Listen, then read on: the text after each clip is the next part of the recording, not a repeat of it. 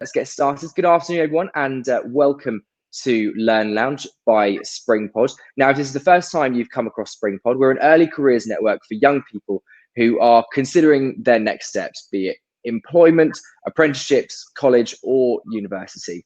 Now, as a part of this new Learn Lounge series, we'll be bringing you lots of inspirational career stories and some insights from some well-known names. We've had some fantastic guest speakers, including motivational speaker Hayley Melender, BBC News reporter Martin Croxall, and many, many more.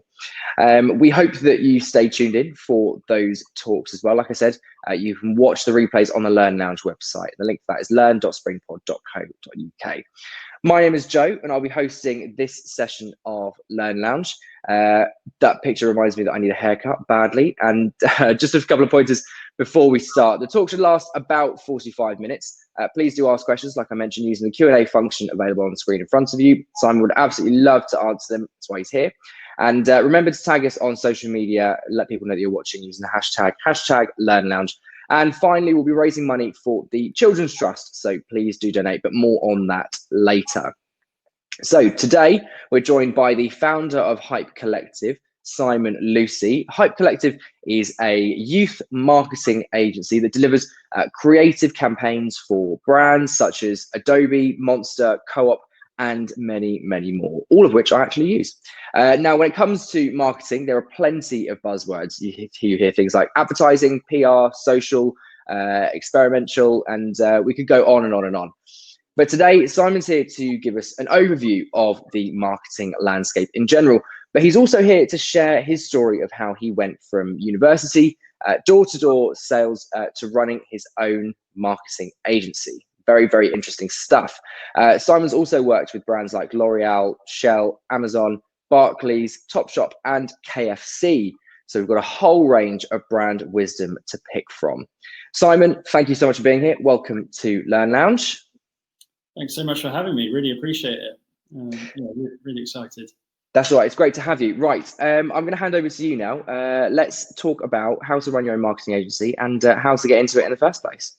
Cool. Thanks very much. Well, I thought when I got approached by Springpod to run today, I thought what would be kind of useful for me to have known a few years ago. And I figured I'm going to talk a little bit about my career journey up front. It's not a kind of revolutionary or anything like that. So I'm going to spend most of the time focusing on kind of what the marketing landscape looks like, because I think it's probably quite complicated when you're looking at it from the outside, working in.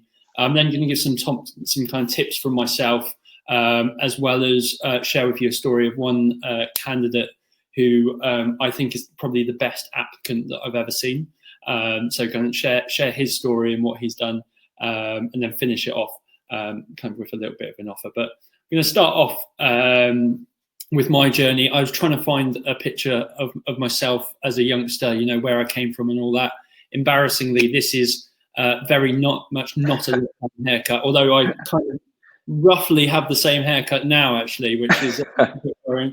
You can see my wife had a go at me just up here, but the rest is still very much the kid vibe. So in terms of how I got into marketing, I at school wasn't one of these people that had like a career that they really were into or wanted to do. Very much kind of okay at everything, not massively socially confident or anything like that. I wasn't really kind of out there I didn't feel comfortable kind of putting myself out there and doing different things. Kind of just breezed through school, a little bit clueless as to what I wanted to do. Then it came to kind of university. It seemed like a sensible decision for me at the time. I think potentially if I was making that decision now, it would be different with the price. But at the time, it seemed like a sensible thing. There was a fair amount of pressure from everyone else that you should go to university. So I just went and studied politics because it was interesting to me, but I had no idea what I wanted to do. And I think one of the key things that I see amongst young people today is there's a lot of pressure on kind of 16-year-olds, 17-year-olds to kind of know what they want to do. And that normally comes from older people like myself who, when they were at that age, absolutely had no idea what they wanted to do. So The first thing I would say is relax. You don't need to necessarily know what you want to do at this stage. I then went to university, and that was when I kind of very much found not necessarily like I suppose a passion for marketing, but I found like a kind of a tribe of people that I really liked hanging out with. So I actually started doing the university newspaper, was my thing, and I kind of edited the university magazine. And during that time, met loads of people that were really passionate about kind of photography or video or kind of a lot of kind of creative areas. And that was the thing that triggered that maybe a career in marketing was for me.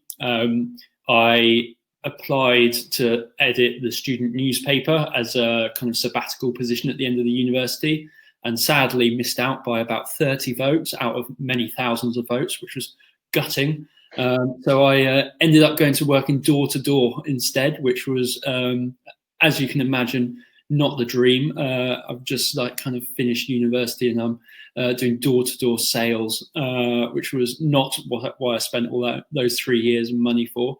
But it definitely kind of taught me a few lessons, and there was, got out of that. I ended up working for an organisation that ran loads of student events, and that led me kind of to work in the student and youth industry. So I've worked across kind of media, where we would be helping brands that want to specifically advertise to young people. So maybe we'd be serving them adverts, or kind of different kind of advertising channels there. And about 2 years ago, I took the plunge to set up Hype Collective. So we're a student marketing agency. I said in the bio, there's lots of buzzwords in the marketing agency, and I'm ashamed to admit there's a couple on this slide. So what we do is we help big brands that want to advertise towards 16 to 24-year-olds in the UK, and primarily those people that are in education. In fact, Joe, I think you know somebody on this slide already. I do indeed. Rachel there, under student influencers. We were just saying earlier how small a world it is that she's in our friendship group. I didn't even know she did this. Hey, well, there we are. So in terms of what we do, we have a network of students that work for us around universities, much like Rachel, and we deliver 4 things. So the first one, on-campus experiential, basically that's events on campus. So the photo behind there is an event for Adobe. The student influencer stuff is our newest thing. It's helping brands work with students to communicate what they're doing on social. Media planning and buying. So this is quite strategic. We'll plan how we kind of advertise towards young people. And then student research. So that's kind of more looking at kind of what young people think about brands or employers or organizations. And we'll take that and help that turn that into a strategy for a client. So I'm aware there's quite a lot of kind of that's quite intangible. So what I wanted to do was show a video. So I think if this works nicely, I should be able to move across and just hit play, right? Is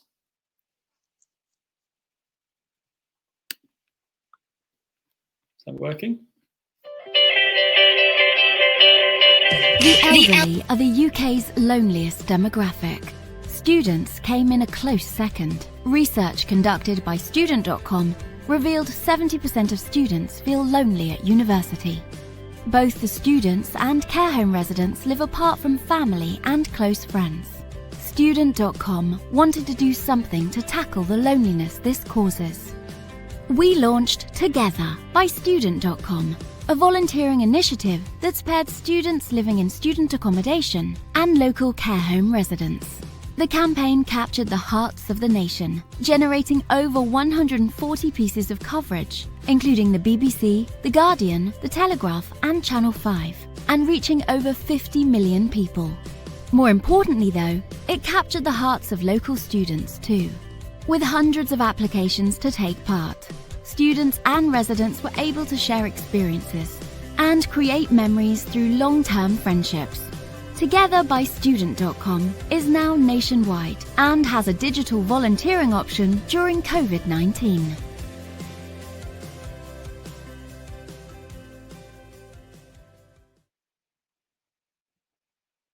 I just wanted to show this as an example of a slightly different campaign, and it's, I guess, to show that marketing campaigns can kind of look like anything, and this was actually a volunteering program. So student.com are a student accommodation website. Basically, a lot of international students will find their accommodation through this website, and they wanted to raise awareness amongst British students who typically don't use it as much. So we ran this program, which was the goal was to raise the profile of student.com, where we basically partnered up student halls with old people's homes and launched this kind of volunteering program. And what that did was it allowed us to go to newspapers and press to get coverage. So as you saw in the video, it got covered by the BBC, the Guardian, places like that, which is really desirable for student.com. So yeah, that's the sort of people that we work with. It's great. We've been around a couple of years now. And so yeah, that is kind of how that works. So what I'm going to do is talk about now is the landscape. This is very much according to me.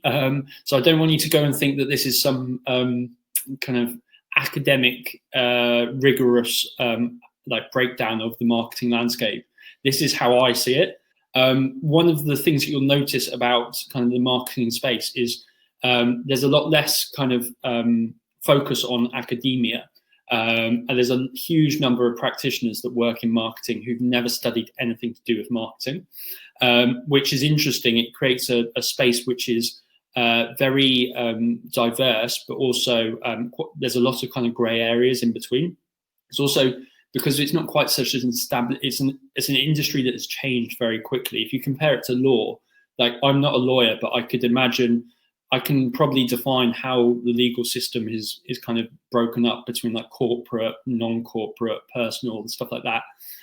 With marketing, people move between different areas of the marketing landscape much, much quicker, which is why it's much harder to define kind of what it is. As I said on my first slide, there are a lot of buzzwords. The first thing is you don't need to know what they all mean. So I've dumped a few here. You will hear these pop up. The real truth is nobody knows what all these buzzwords mean, and you don't need to get too concerned about it. Every single industry has kind of various buzzwords, but I think the marketing industry particularly loves them. So this is, I thought there's two ways that we can divide this up. It's either that like from a kind of a client or from an organization point of view, so what they're doing to advertise or promote themselves. And then secondly, kind of what the opportunities look like from your point of view as a young person looking to break into the industry. So I've divided it up first by like the types of work that you'll do, so the tactics. So if you imagine you are a really cool brand, so say you're Nike and you have a new set of trainers that are going to come out, I think that you could pick from any of these categories to promote that pair of trainers. And these categories might also represent a vertical that you might want to go and work in. So advertising is the most obvious one. That's the one that we see all the time. It's big, it's shiny. There's TV adverts or big billboard adverts. That tends to be a very high value production that goes into it. And you'll have very big teams working on like a huge, car advert or trainer advert. Second one across is content, and that's kind of production of content. And that might, look like something potentially lower budget. It can be high budget as well, but typically it might be for an organization's own channel. So for example, this webinar itself is kind of content that Springpod are producing and amplifying themselves. So I think like that's another kind of vertical. Next across, we've got digital. Digital will be anything that's web-based. So, and by web-based, I mean like kind of building the website or building the technology around it. Media, kind of clues in the name. It's, traditionally, this would have been like your newspapers and magazines, and the opportunity to either buy advertising space in them or kind of collaborate to create content within those. But that's completely changed now. Any website that lots of people go on is a media. So it might be The Guardian, which is obviously closest to newspapers, or it might be, other kind of more modern versions. Next up, PR. So PR is classically separated from marketing. I kind of include it underneath because it's all part of communications. But PR is doing anything to get free coverage in newspapers, basically, or any media. So rather than paying for the space, it's trying to create a story that journalists or bloggers or content creators will write about. Social, huge. I'm sure we all spend a huge amount of time on social media. A social media marketing manager will be looking to basically take your attention from that Facebook, Instagram, TikTok, wherever, and move it onto their brand. And then the final one, which a lot of people don't really think of as being part of marketing, but I think it's quite a fun area, is sponsorship and experiential. So this can classify anything from like a pop-up gazebo in a shopping centre looks a bit sad, trying to sell you mobile SIM cards, all the way through to like sponsoring the Olympics. And I think there's like really, if you're into sport or into music, there's loads of opportunities to work in festivals or sport, kind of working on this side of it, which people don't normally think about. And when you talk about verticals, verticals are those individual categories that then make up the tactics. Is that what you're saying? Yeah. So like if you're Nike and you've got this new pair of trainers coming out, you might decide, right, we're going to run some advertising in TV adverts or some like adverts, Channel 4 on demand, whatever. That might be one tactic they choose. They may then choose to run an activation at, not this year, but at like the Euros or the World Cup or something like that. That would be from the sponsorship and experiential. So obviously this is, from a brand point of view, that's kind of my choices. They might use all of them, they might use just one of them. But I think from a job point of view, these represent kind of some of the channels that you can work in. And this is by no means exclusive at all, but this is kind of just how I see the big ones, basically. Does that make sense? Yeah, all good. Cool. And then, so the next one is kind of more how the entry-level jobs will look like, and how they might be broken up. So along the top, I've got the kind of the type of employer. So in-house, agency, and freelance. I'm going to talk a little bit more about in-house and agency because I wish somebody had explained to me what the difference is between in-house and agency when I was 18. But very shortly, in-house means you're working for the brand. So you're working for Nike, say. An agency means you're working for an organization that helps lots of other kind of advertisers with their work. So Hype Collective, my company, is an agency because we work with lots of different companies to help them. Like the most famous ones are like companies like Saatchi, Ogilvy, but typically most young people haven't heard of many agencies because agencies don't advertise themselves to young people, but trainer companies or Lucozade do advertise themselves to young people. So, we've heard of the big brands, which would be classified as in-house. We've not really heard of the agencies. And then the final one is freelance, which is a space that's massively growing as more and more companies want to recruit more people freelance. So I thought I'd just kind of add that in. So within in-house, if we take the example of Nike, I think there's this is massive oversimplification, but I think there's broadly two ways that you go in. You either go in as a generalist, and that would be a kind of a marketing executive type role where you would work across lots of a variety of different challenges that Nike will have, and you will be basically coordinating different campaigns. The other way that you go in is as a specialist. So maybe you have a skill set that Nike needs. So maybe you're really good at editing video or taking photos or writing copy or something like that. And you go in with this specialist skill set and you focus just on that specialism from the start with the view to progressing within that specialism. The generalist is probably going to be more in a kind of a coordination role. That might make it sound junior. It's not. It means that like a generalist might get a kind of an idea of the entire system and how that works, whereas a specialist will be very, very good at understanding the artwork that Nike are producing. Then within an agency, I've split it out into three. So the accounts team in the agency, and your job title here will be something like an account executive at a junior level, or an account manager as you progress up, or an account director as you go up again. And these are kind of like the engine room of an agency. They're the people that are between the client and the creative team and the production team. So they basically take what the client says, translate it into something that the creative and the production team can work with, and are the go-between. They need to be super good communicators, super organized, able to understand everything at a top level, but not necessarily be able to do everything, right? So that's the way that I went into the industry. So I can't edit a photo, I can't edit a video or anything like that. I'm actually useless at that sort of thing. But what I can do is coordinate a lot of things that are going on, spin a lot of plates, and speak to a lot of people. The next one across is production. Now this would be more actually producing adverts, producing collateral, so closer to the specialist in-house role. And that will be somebody that, again, has a specialist skill set, whether it's, running events or creating amazing photography. And then the third one, which I think is something that a lot of young people don't even know exists, is the role of a creative. And as an agency, our job is to basically make the best recommendations for our clients. And really a huge amount of that is how good are our ideas. So the creative role within an agency is potentially one of the most important jobs. Everything has to work across an agency, but if your ideas aren't good enough, it's highly unlikely you're going to win much work. So these are the people who will typically, historically anyway, they used to start either by being really good copywriters, so writing words, or really good art workers, so basically designing and graphic designers. And that was the kind of the entry route into the creative sector.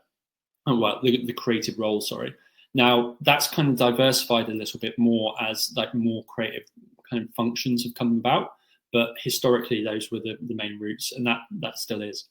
And then finally, we've got freelance. And basically, if you want to go freelance, my advice is that you need to have a niche skill set. You need to have something that people will find you for and know you for being really good at, especially at all. So that learning, whether it's so yeah, I wanted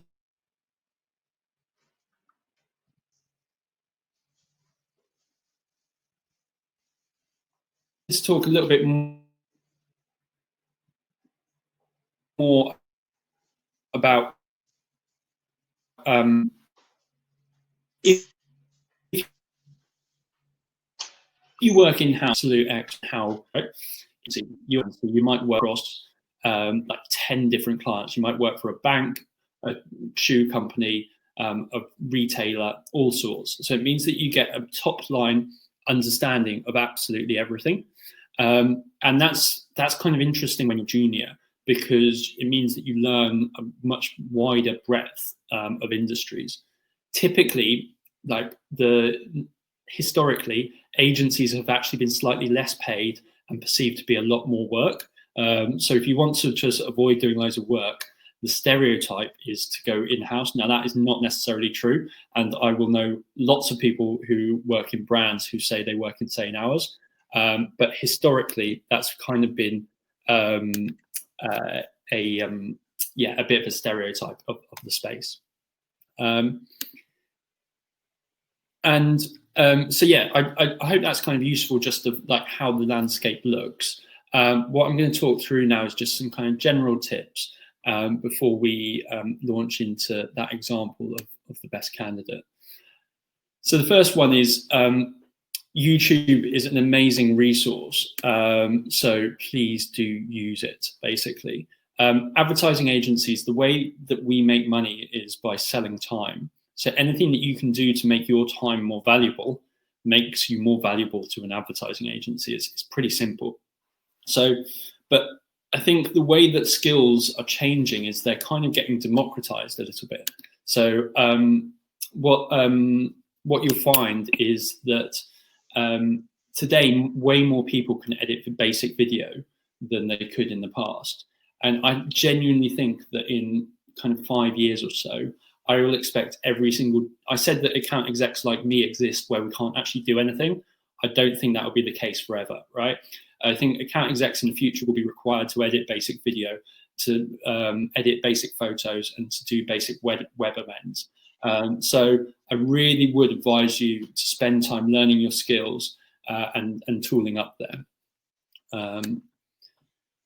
Next one is network, right? I don't think if I do a poll on this web chat of your favorite social medias, I don't think we're going to get LinkedIn come up often. I hate it. It's so boring.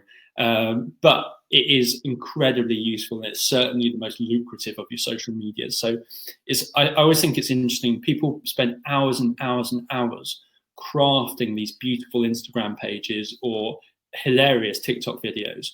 If people spent, a tenth of that time crafting a LinkedIn page, which is very boring, no, I'm completely fine, that would be way more lucrative than all that time. So I think it feels a bit weird, especially if you're like 16, to go on LinkedIn and then start adding people. It's like a bit odd.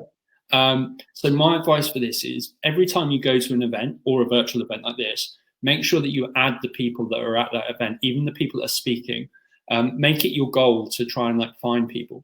If you apply for a job and you get rejected, find out, they'll always have the recruitment person's name on the rejection letter. Find them on LinkedIn and add them, because you'll see next time that they are recruiting. So just think about every time you come into touch with somebody who is in the marketing landscape, try and connect to them on LinkedIn, because you will then find out opportunities quicker and earlier. And one problem that the marketing industry has is it doesn't seem to value paying properly for recruitment advertising, which is a massive issue for allowing new people into the industry. So way too many of the jobs just go from people sharing them on LinkedIn, because from our point of view, it's free. We just post them on LinkedIn and somebody in our network will come. Now, that's not very fair, because no one's actually finding out about it. But basically, marketeers are a little bit cheap sometimes. So it's really important for you to be able to kind of disrupt that, but for you to be able to kind of meet and speak to as many different people as possible. Next one is, to get into the industry, you might not start with your dream job. And I don't want this to sound like negative, don't be aspirational. But you will end up I think what's really important is, if you want to get into a space, do anything you can to get in there. Movement within companies is really quite fluid. And because, as I said earlier, learning skills is quicker now. Basically, the ability to learn a video is way easier now than it was 10 years ago. I think if you're interested in something but can get an opportunity in that company, you should just go for it, because the opportunity to move within companies or within the sector is a lot easier. There's also, I think we need to worry less now about getting pigeonholed in a space, because people are moving across kind of different disciplines within marketing way easier than they would have done before.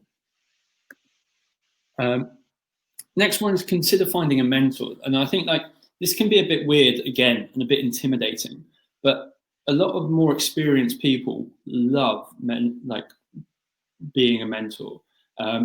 People love it because I think, firstly, they want to give back, and secondly, cynically, I think people like to feel important. And this is a really good way for them to feel like they're kind of giving back, but also that they're quite important. If you're at the stage where you're 16, 17 and just starting off, you don't need to be mentored by the CEO. Actually, being mentored by somebody who's recently started in an organization could be really useful. So I know it feels very much like you're putting yourself out there and very strange. But if you come across somebody at an event, or if you just find them on LinkedIn, feel free to say, is there any chance that we could be mentored? At the end of the day, right now is the perfect time. Everyone's got a lot of spare time. They're not going out on holiday and doing all these amazing things at the moment. So can they find time in their diary for a 40-minute Zoom call with you once a month? Definitely. So I would definitely do that, because they're going to give you, I think, more than they'll give you insights in terms of what you should do, but also is that awareness of kind of where you should look for opportunities as well. It isn't always where you expect, and it isn't always kind of where ranks top on Google, basically. And the fifth one is, I think, really important is, so like any industry, we care about your experience and kind of your CV. However, I think beyond that, we actually care about you kind of basically showcasing your interest. We're really we recruit people that are really creative, and it doesn't really matter kind of what level that creativity comes. There's a guy who works for us called Josh, who he runs his own merchandising company that designed merchandise for Stormzy when he was like 17. And I came across his Twitter profile and I was like, this guy is just amazing. He didn't have to do a CV for us because I was just so like inspired by the amount of stuff that he'd put out showcasing what he was good at. And I think I'll make sure I send around his Twitter bio afterwards, because it really does show that he can do a lot of kind of complex projects and is very much on it. So I think building that kind of digital kind of track record, which you can do now through our Twitter, Instagram, whichever platform you want, is a really good way to do that. Cool. So on to the best candidate. And this is a thing that I came across probably a year ago or so, and I just think is the smartest example of trying to find a job from a kind of graduate that I think I've ever come across. So this is Marcel. Marcel went to university in London, knew he wanted to work in PR, but didn't really know much more beyond that. And he was in a position where he said he didn't really know that many people who work in PR currently, and he wanted to build his network. He heard that if you build your network, it will help you find jobs. So he wanted to find a way to get in touch with really senior people that work in PR, who run PR agencies or work in like amazing brands. He wanted to find a way to get in touch with them, to be able to have conversations with them and find out more about the industry. So what he did is he set up a blog, and on that he had his 4 PRQs, which is his 4 PR questions. What he did is every single week he would message CEOs or leaders within the PR industry and ask them 4 simple PR questions. So they were things like, how do you get into the industry if you're a young person? What do you wish you'd done differently? Things like that, really simple. And it was the same 4 questions. So it was really not very much work from Marcel. He then published the answers on his blog, which meant that his blog is now a who's who of PR, because it's basically all the biggest names in PR. What's great about this? Well, I think he published 40 or 50 blogs in total. So he's got 40 or 50 leaders within the PR industry who know him, who actually owe him a favor because he's been doing something to help raise their profile. And every single time so this is the founder of Manifest, who's like a really cool PR agency. This is a picture of Alex.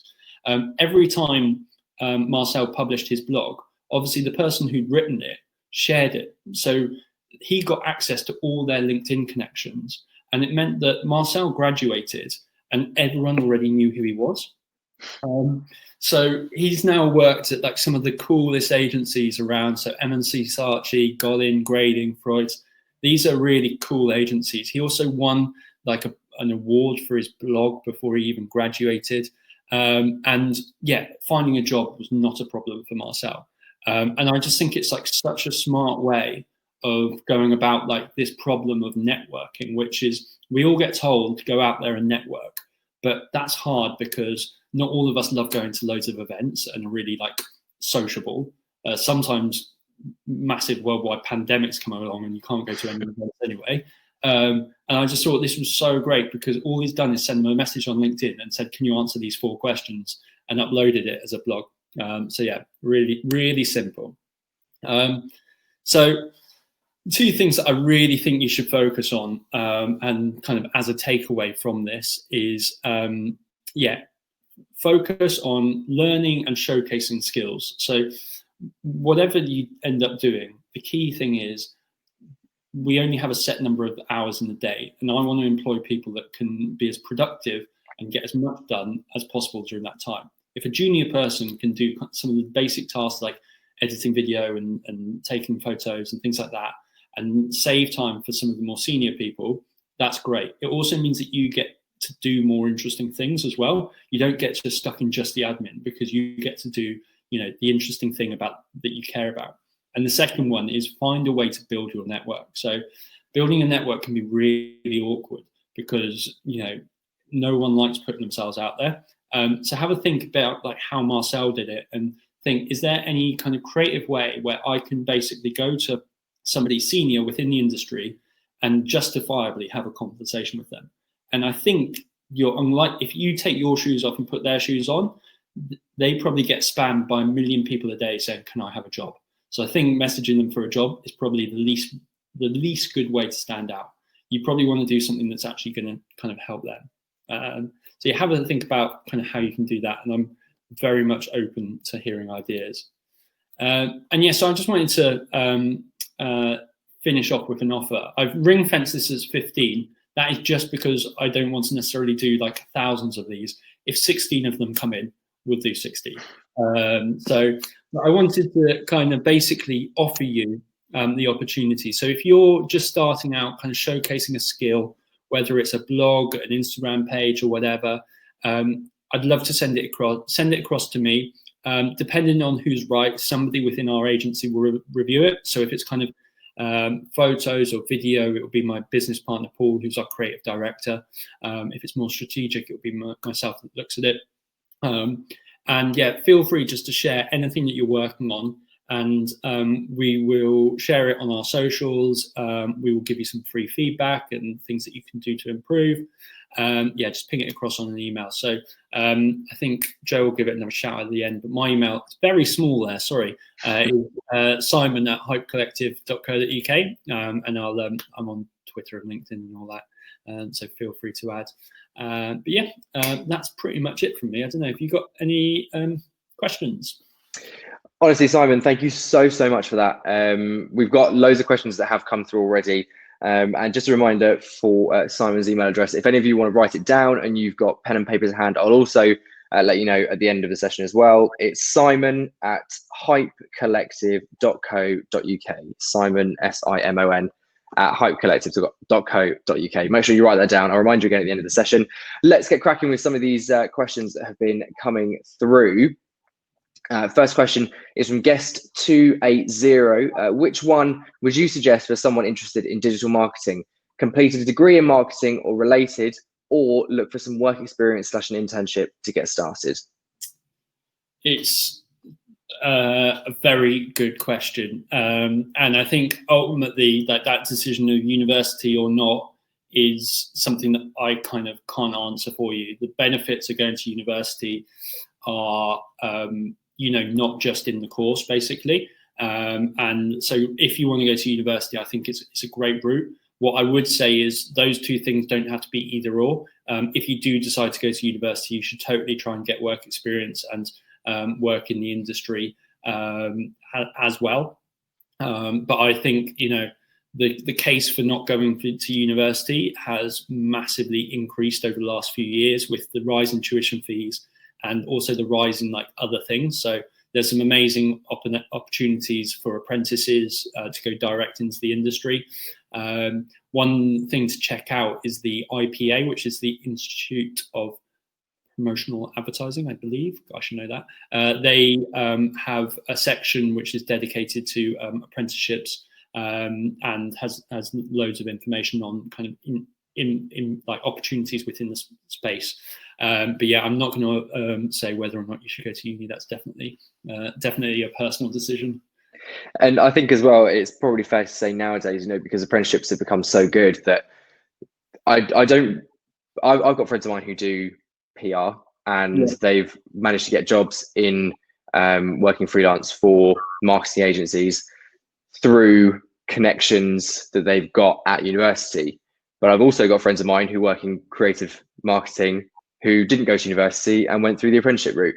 So I'd say that the opportunities that you've got access to, because the apprenticeships are so good now, I think it's neither here nor there. I also think because it's quite a modern industry, most recruiters don't really care how you got there. They just care like, what can you fix the problem that we've got, and are you going to be good to work with, basically. So I think do what's right for you. I don't think there's going to be a massive difference if you choose one route over the other. There is a financial difference. Yeah. But I do think, it's a really hard decision to make, but do what you actually want to do, I think, is the most important thing. Guest 516 has asked, what should I do if I'm a complete beginner but want to get into marketing? Great question. So I think the first thing I'd do is probably have a think about like your own skills, what you actually like doing. So the reason why I think a lot, I'm biased, I work in marketing and I love it, and I think everyone should, but it's not right for everyone. But I think the reason why a lot of people like working in marketing is that it allows for quite a lot of creativity. So people who kind of like to create stuff can do it in marketing, but also get paid for it, which is important. So have a think about kind of, if you could design your own job, or like if you had to do like one thing for the next 5 years of your life, like what would it be? Is it like for me, I'm a real people person, so I love going out and meeting people, and actually that's always the thing that I've been best at actually. For others, my business partner, for Paul, he loves just getting stuck into a massive creative project and like building things and like fixing problems. So I think the first thing you need to do is kind of a bit of a self-analysis of what it is that, you know, if you can't see any of your mates next weekend and you have to do something related to kind of creativity and marketing, like what would you actually choose to do? Because if you find the thing that you actually like doing, it won't be as much work, it won't be so boring, and you will be, people that are enthusiastic for the jobs are way better at them. And it's so obvious if you're not enthusiastic for it. So spend a bit of time kind of trying to work out what you like, which is so hard. So yeah, it's a hard question to answer. Guest number 2 has asked, how can I go about getting some work experience in marketing or related areas while still at school or college? Any tips? Yeah, so I mean, obviously, websites like Springpod are great for this. I'm sure they have kind of loads of opportunities that I really recommend that you go through. The other, like with work experience opportunities, it tends to be slightly bigger employers that actually advertise for them. As I said at the start, everyone knows all the big brands, right? We all know Barclays and Nike. Most people can't name that many agencies, but a lot of people that work in marketing will actually work for agencies rather than brands. So a good place to start is you can easily go out and find a list of, you know, the 100 biggest agencies and then filter it by where you are. So I think, you know, there's media called The Drum, which will have that list. There'll be lots of kind of locations if you just Google it, 100 biggest advertising agencies or marketing agencies. And I would start by going through those ones actually, because they will, you know, everyone wants to work in marketing for Nike, but actually these agencies are making Nike's adverts, so you might as well go direct to the agency. And people don't necessarily think of going to them because they've not heard of the name of the agencies. So, yeah. We've got time for just one more question. If you had to pick 3 skills that were the most important that you need to work in marketing, what would they be? It's a really good question again, and I'm going to swerve the bullet a little bit by saying that marketing is such a broad range of roles that it really doesn't matter. My business partner and I have complete opposite skill sets. So I'm the talker. He can talk as well. He obviously can speak. But I'm very much the person that like coordinates people and brings teams together. He's the guy that provides like the individual idea and that like flair of brilliance. So I think whatever your skill is, there is an opportunity for you in marketing. What I would say that everyone can do, which would be useful, is like pay attention to like new tools and technologies that will allow you to kind of produce content. So whether we talked about Adobe at the start, using like Adobe tools, or, you know, there's free alternatives. If you can kind of keep yourself abreast of some of these tools that you use to make things, you're going to be kind of a step ahead of some of the other people, basically. And I will just ask you this one last question from guest 941. They've asked, what sort of subjects should I take at school if I want to go into marketing? Which I suppose is a bit of a difficult question because, you know, the secondary education system, you don't get much choice. You know, quite a lot of it's handed to you whether you want to do it or not. But I know that there are subjects that like media studies, which become optional towards sixth form level, and doing English language and that sort of thing. But what would you suggest? So firstly, do what you love. That's the most important thing, like that above everything else. It doesn't matter. One of the best people I ever worked with studied chemical engineering at university. and then went into marketing. Others will study kind of marketing at university. There's no there's no filtering based on course to get into the industry, so it doesn't matter too much. Having said that, one of the key skills, which I wish I'd mentioned earlier, actually, that there is a real shortage of, is copywriters. So that's people that write words. And I was speaking to a creative director at Google, and he said, if I could find 50 young people that were amazing writers, I'd hire them all. He's like, it's impossible to find. And as people, I think there's an interesting shift as like digital skills happen. There's this kind of shortage of actually like a more old-fashioned skill that we still need, which is writers. So if you're going to learn a course which potentially improves your writing, where you're writing lots of essays, that might be useful. But genuinely, I think there's way too much pressure put on young people to study certain courses or whatever. And one of the best things about marketing is it doesn't matter what you study. So just do what you like, basically. Do the thing that's interesting. Brilliant, Simon. Thank you so much for that. It's been a brilliant session. It's been amazing to chat to you. And if I'm honest, it's been a brilliant insight into the world of marketing as well, because it's almost quite an elusive sort of in the background sector that people know of, and they see lots of it. You know, everyone sees adverts and billboards every day, but you don't realize that there are massive teams that work either for an agency or in-house for these brands. So thank you so much for that, and thank you so much for answering those questions as well.